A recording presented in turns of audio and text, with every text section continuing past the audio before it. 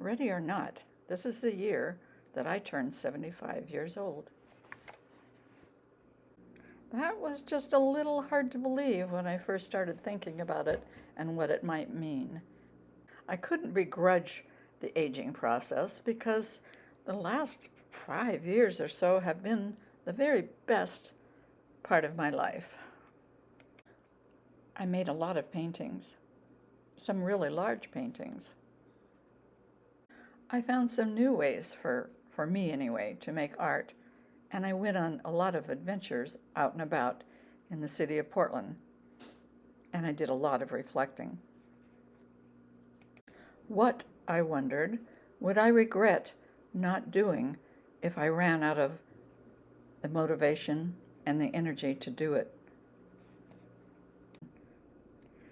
And so I made a list, kind of a bucket list of things I wished to accomplish before I couldn't.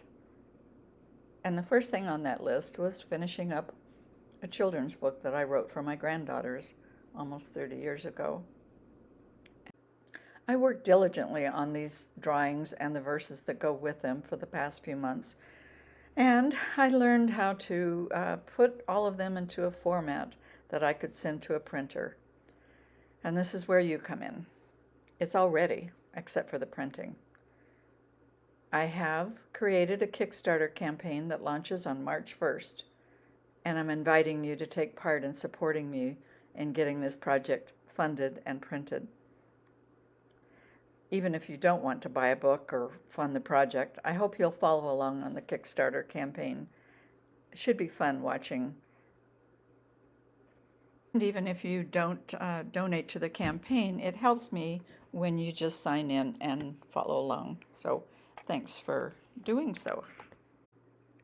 Now, that children's book is not the only thing on my list for this year. And the next one is something that's really dear to my heart.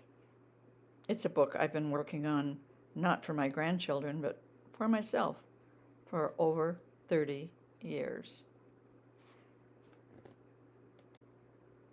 It's all about the power of art to heal individuals, communities, families.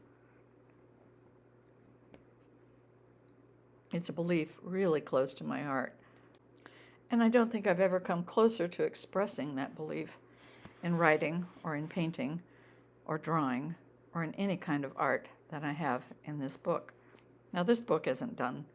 I'm going to finish the children's book first and get it into print, and then I'm going to focus on this one.